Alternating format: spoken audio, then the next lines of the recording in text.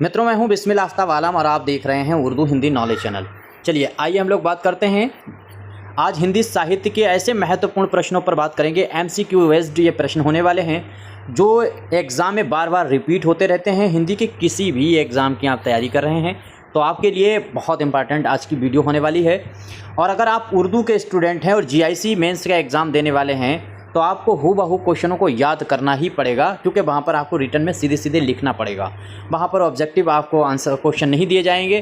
तो ऐसी स्थिति में लेकिन ऑब्जेक्टिव फिर प्रैक्टिस हम लोग क्यों कर रहे हैं कि कोई और एग्ज़ाम अगर आपका हिंदी का हो तो उसके लिए भी ये हो जाएगा काम। और दूसरी चीज़, जो MCQ क्वेश्चन होते हैं वो क्वेश्चन और आंसर याद बहुत जल्दी होते हैं। तो ये यामा किसकी लिखी हुई रचना है? उम्मीद करता हूँ क्या महादेवी वर्मा की है। आप रटने के लिए मैं चारों ऑप्शन पढ़ देता हूँ। सुभद्रा कुमारी चौहान हैं, साथ साथ में मन्नू भंडारी हैं, इसके साथ साथ में कृष्णा सोवती। देखिए, मन्नू भंडारी की एक रचना है बहुत इंपॉर्टेंट, जो आपको मालूम होगा, कहानी है इनकी यही सच है। तो वो बहुत इंपॉर्टेंट है, द्वंदात्मक कहानी है। और ये आंसर इसमें जो सही होगा वो होगा महादेवी वर्मा। यानी यामा जो है महादेवी वर्मा का है, मेरा परिवार है, इनकी जीवनी वगैरह, गुल्लू है, बहुत सी इनकी रचनाएं हैं जो आपको मालूम होनी चाहिए। आंसू लिखी हुई किसकी रचना है? आंसू है, झरना है, लहर है, कामायनी है। ये सारी रचनाएं उम्मीद करता हूँ हिंदी के अगर आप पहले से आपका बैकग्राउंड है तो आपके लिए तो ये बहुत आसान है प्रश्न। जयशंकर प्रसाद इसमें जो है वो आंसर सही होने वाला है। 15 सर्ग जो हैं वो इनकी किताब कामायनी है उसमें हैं। तो ये बातें आपको याद ही होंगी। और ये जितने यहाँ पर राइटर दिखाई दे रहे हैं ये सारे राइटर आपको मालूम होना चाहिए, बहुत इंपॉर्टेंट हैं। इनमें से रामधारी सिंह दिनकर जो हैं वो याद रहे, राष्ट्रीय कवि उनको माना जाता है। ठीक है, कुरुक्षेत्र इनकी बहुत इंपॉर्टेंट रचना है। आगे देखिए, कुकुरमुत्ता जो है ये बहुत बार पूछी जा चुकी है। तो कुकुरमुत्ता लिखी हुई किसकी रचना है? निराला की है, पंत हैं, बच्चन हैं या फिर दिनकर हैं? तो उम्मीद करता हूँ सभी का आंसर सही हुआ होगा। इसमें आंसर जिस बच्चे ने दिया है निराला, उसका एकदम आंसर सही होने वाला है। देखिए, अगर आप उर्दू के स्टूडेंट हैं तो आपके लिए ये वीडियो जो आती हैं, ये GIC मेंस का एग्ज़ाम होगा, उसकी हिंदी की हम पूरी तैयारी आपके सामने करवा देंगे। अभी पहले रिजल्ट आने दीजिए, तो उसके बाद हम लोग इस पर बात करेंगे। रश्मि रथी, तो रश्मि रथी के रचनाकार कौन हैं? उम्मीद करता हूँ सभी का दिनकर हैं, क्या फिर जो है प्रसाद हैं, जयशंकर प्रसाद, या सूर्यकांत त्रिपाठी निराला हैं, या सुमित्रा नंदन पंत हैं? तो इनमें से कौन सा आंसर सही होने वाला है? देखिए, ये तीनों चारों जो आंसर दिखाई दे रहे हैं ये सब छायावादी कवि हैं। ये भी चीज़ आपको याद रहना चाहिए। आंसर आपका सही होगा दिनकर, रामधारी सिंह दिनकर। रश्मि रथी आपको मालूम होना चाहिए, बहुत अच्छे बहुत बड़े कवि हैं रामधारी सिंह दिनकर, इनके बारे में पूछा ही जाता है। गोदान बहुत बार पूछी गई है। गोदान इसके बारे में तो सभी को पता होगा, चाहे वो स्टूडेंट हिंदी का हो और चाहे वो जो है स्टूडेंट उर्दू का हो। तो इसमें जो है वो 1936 ही सही होने वाला है। उम्मीद करता हूँ। देखो, इसको लिखने का काम, प्रकाशन पूछा गया तो 36 है, अगर यहाँ पर लिखने का काम पूछा जाता तो 1935 पे सही होता। इस तरह से 1935 सही होना चाहिए, तो फिर आंसर यहाँ से B सही होता। आगे देखिए, अच्छा, आप में से कोई बच्चा बताएगा कि गोदान जब मुंशी प्रेमचंद ने लिखा तो ये किस शहर में उस टाइम थे, किस शहर में ये रहते थे, निवास करते थे, वहाँ पर इन्होंने ये लिखा। मैला आंचल बहुत बार पूछी जाने वाली रचना, मैला आंचल। उम्मीद करता हूँ फणीश्वरनाथ रेणु की है, या फिर अमृतलाल की है, या फिर आज्ञे की है, यशपाल की है। फणीश्वरनाथ रेणु बहुत इंपॉर्टेंट है। इनकी आपको पता होगा तीसरी कसम इनकी कहानी बहुत इंपॉर्टेंट है।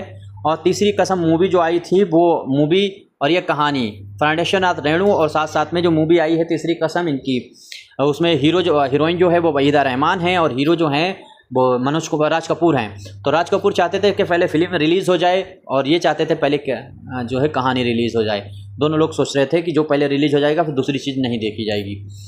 खैर, उम्मीद करता हूँ आपको आ रहा होगा। आगे देखिए, आषाढ़ का एक दिन, ये इसके लेखक कौन हैं?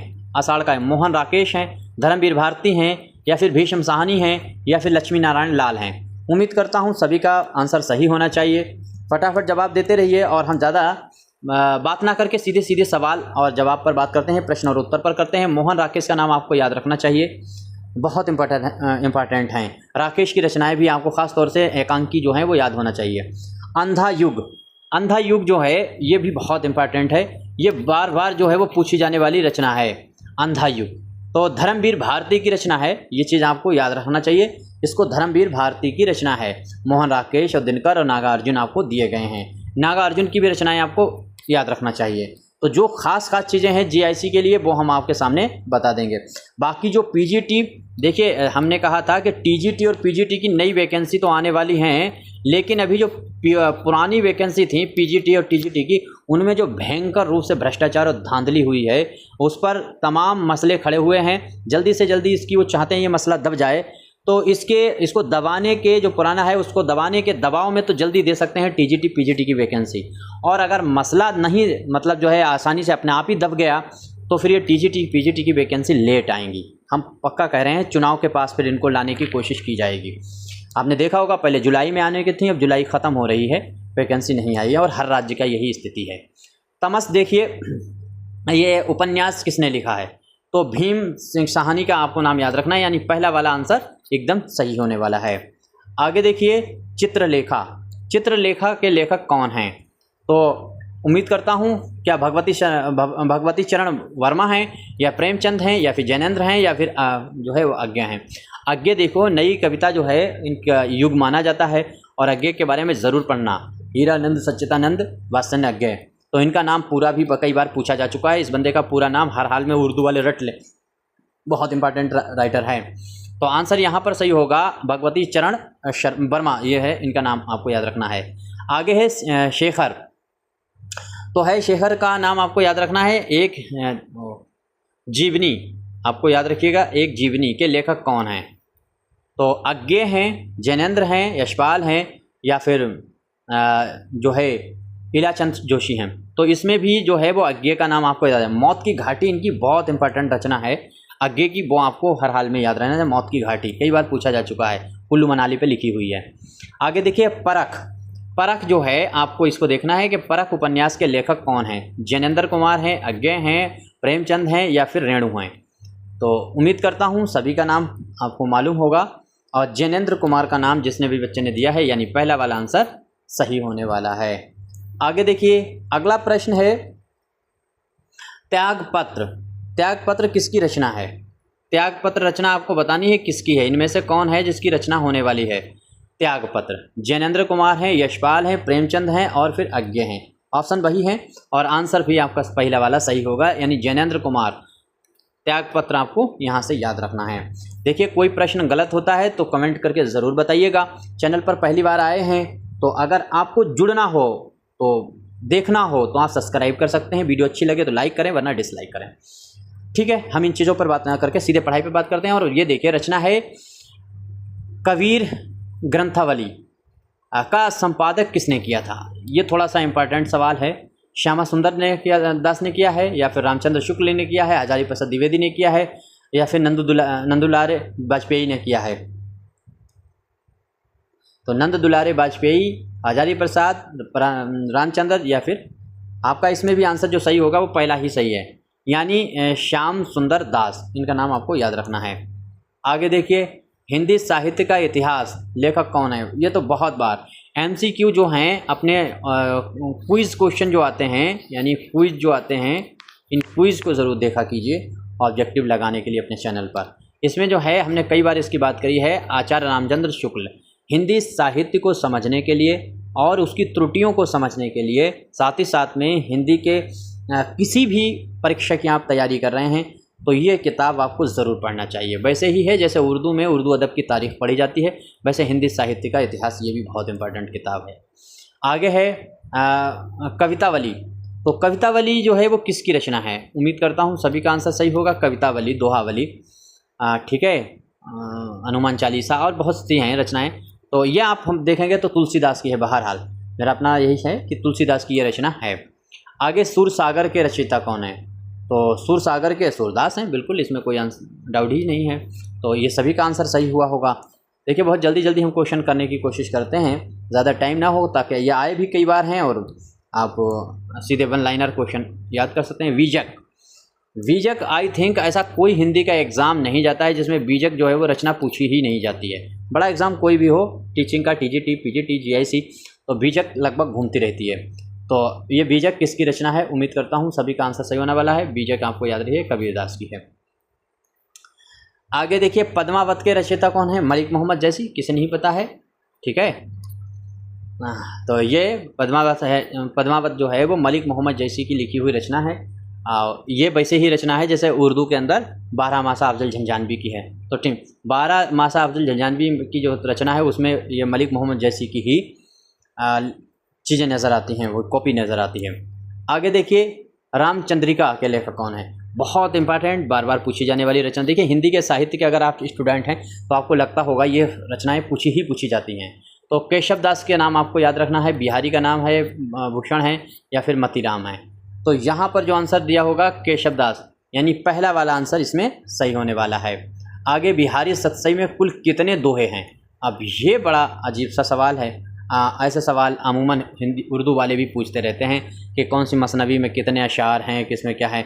ये सवाल मेरा कहते हैं अनलॉजिकल सवाल होता है, ऐसे सवाल नहीं पूछना चाहिए। अब और ऐसे याद भी नहीं कर सकते। पता चला आप बिहारी सतसई के याद करोगे तब तक वो रामचरितमानस के पूछ लेगा, रामचरितमानस के याद करोगे वो कवितावली के पूछ लेगा, कवितावली याद करोगे वो दोहावली के पूछ लेगा, उन दोनों के याद होगा भारत भारती के पूछ लेगा। तो ये सवाल ऐसा है, ये प्रश्न ऐसा है जो अनलॉजिकल है, और मेरे ख्याल से एग्जामिनर को भी सोचना चाहिए कि किस लॉजिक और किस वेट पर यह क्या चाहते हो जो पूछना चाहते हो ऐसे प्रश्न। बहरहाल इसमें जो आंसर सही होने वाला वो तो आपको मालूम है 713, यानी 713 जो है वो आपको याद रहेगा। लेकिन हमने अभी आपका कहा यह गलती है, मानना चाहिए एग्जामिनर को।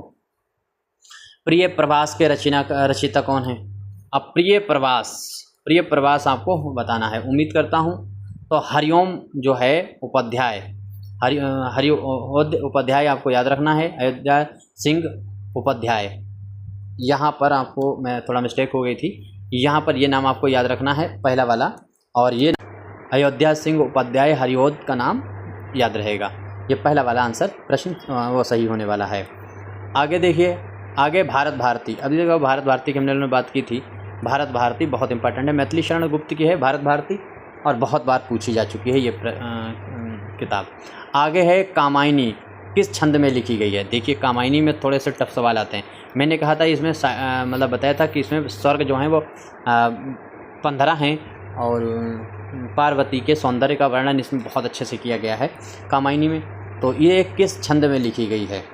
तो ये व्याकरण से प्रश्न पूछ लिया है, तो यहाँ पर प्रश्न सही होगा मिश्रित छंद में, यानी कोई एक ना तो दोहा में लिखी गई है, ना सवैया रोला सोरठा चौपाई, किसी में नहीं लिखी गई, जिस तरीके से आमतौर से रचनाएं की जाती हैं। तो इसमें आंसर आपका सही होने वाला है सेकेंड। अगला प्रश्न होने वाला है साकेत। साकेत के रचयिता हैं, तो साकेत किसने लिखा है? मैथिली शरण गुप्त है, बहुत इंपॉर्टेंट है साकेत, और उम्मीद करता हूँ सभी का आंसर सही हुआ होगा। चलिए, यहीं तक इतने ही प्रश्नों पर बात करते हैं। इन प्रश्नों में कोई त्रुटि हुई है तो आप हमको अवगत कराएं, और आपका कोई भी प्रश्न हो तो कमेंट में अपना प्रश्न डाल सकते हैं, या कोई गलती हो तो उसके लिए सुझाव दे सकते हैं।